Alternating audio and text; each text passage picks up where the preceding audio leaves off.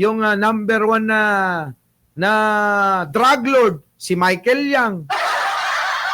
Hindi ba naman putang ina talaga nito si Digong? Oo, totoo yan. Binaboy ni Digong ang Pilipinas. Yung mga diskaya, ginawa nilang joint venture. Nila Bongo. Ay, naku, putang ina nyo. Kakapal na mga mukha nyo. Oh, yung mga kawani ng DPWH, anong ginawa ni Digong? Putang ina, binigay kay Bilyar lahat. Anong ginawa?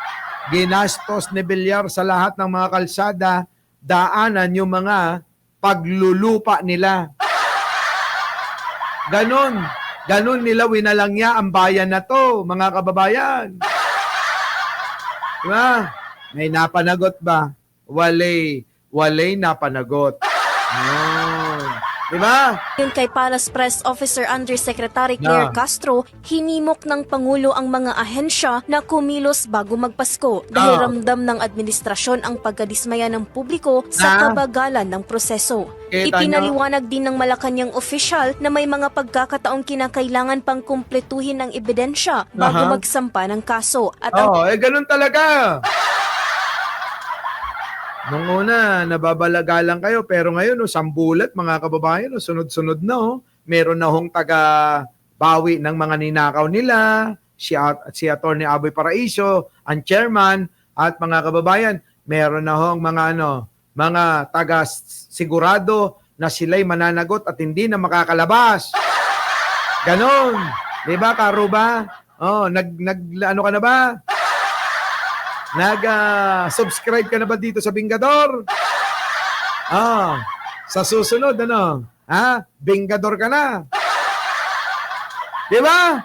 Mga kababayan ko, dito nyo makikita ang seryosong pagtatrabaho at seryosong adikain ng ating mahal na Pangulo na si Pangulong Bongbong Marcos, mga kababayan.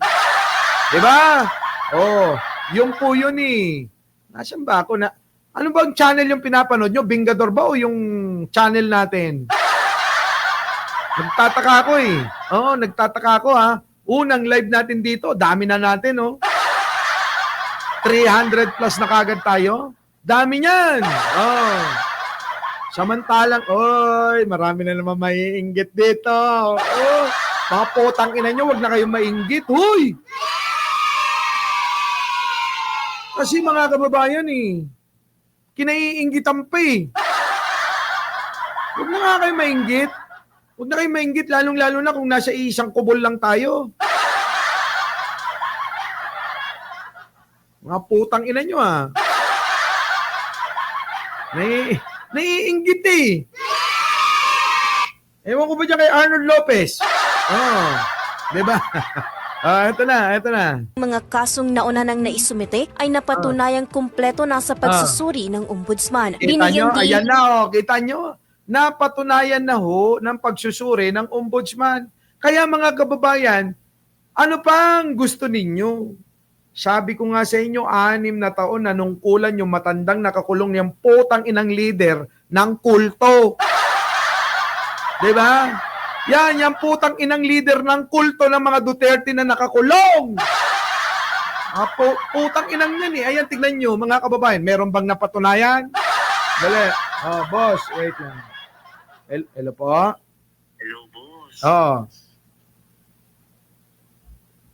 Nang alin, boss? Ano, 200,000. Kulang nyo saan? Sa bonds, yung pinoffer namin sa'yo, di ba 2M yun? Oo. Ngayon na-cancel namin yun. Baka gusto mo kunin na lang yung 200. 200 lang? Ang cheap naman. Sige mo. Iniisip ko hanggang mamaya pagkatapos ng live ko, iniisip ko kung tutuloy ko yung 2 million. So, debiting lang today until tomorrow. Hanggang bukas na lang ba? Para makatulong sa inyo? Oo.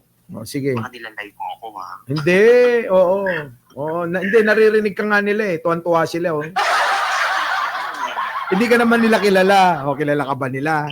Diba? Hindi naman. Ano, sir? Kailan mo re-reply yan? Di pagkatapos ng live ko, dadaan ako dyan. O sige, dumaan ka dito. Oo. Kailangan. Kakasya ba yung kasya na ba yung dolyaris natin sa 2 milyon? Kasha nga. Ano ba? Itutuloy mo ba? Tutuloy. Sige. Sige. Mamaya na ha. Mamaya, usap tayo. Oh. Mga transaksyon, ganon. Mga transaksyon natin, milyones, ganon. Ay, nako. Nasaan na ba yung mga basher natin, ha? Kita nyo, ha, ngayong umaga, may transaksyon pa ako, pero inuuna ko kayo. Oh, laki kaya ng kita doon. Biruin mo. Oh, limbawa, mag-invest ka ng 2 million. 2 million, limbawa lang. Oh, di ba? Oh, kita ng 5% per month.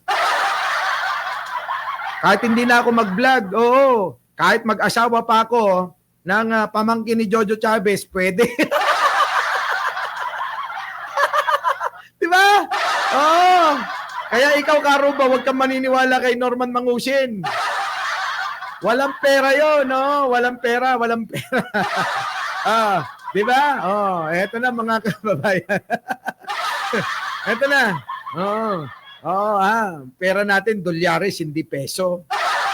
Ito na. Mga kababayan, Ni Undersecretary Castro, nakapansin-pansin na ang bilis ng galaw ng administrasyon. Lalo't sa loob ng 4 na buwan ay mayroon ng mga naisampang kaso na Nako. freeze na assets, na isubasta na sasakyan at na-issue ng mga warrant of arrest Nako. laban sa mga akusado. Nako. Para sa News Scoop, yan, mga kababayan. Bariya pa lang yun, yung narinig ninyo. Oo. Isa pa lang na transaction eh. Oh, di ba? Kaya yung mga inang-ina nyo, magsasabi kayo mga bayaran kayo. Sabi ko sa inyo, ako magbabayad sa inyo eh. Di ba? Oh, di ba? Kikengkoy lang tayo mga kababayan, pero hindi nila alam kung ano yung ano. Kita nyo, nakabenta ako ng 8 bag nung isang araw. Hanggang kahapon, 8 bag binenta ko. Gucci, Christian Dior, Prada, Louis Vuitton, mga ganon. Baka hindi pa kayo nakakabili, bumili na kayo, hoy. Alam nyo ba na mayroong bumili sa akin na isa, nung nakita niya yung quality, mga kababayan ko, yung quality ng binibenta, wala na. Nangolekta na, isang tokador na yung kanyang koleksyon. Ganon, ano? Di ba? Karuba? Puta, mapapakulong nyo ba si Norman Mangusin? Pakulong nyo na yan, ha? Pakulong nyo na yan. Hoy, putik na yan.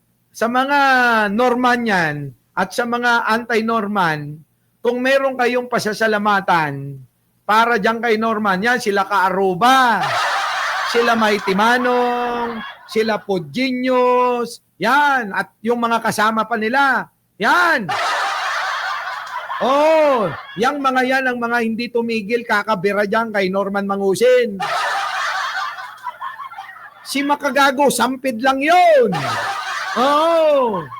Di ba? Sampid lang yun. Doon kayo sa mga original, yung totoo. Yung mga talagang chinaga.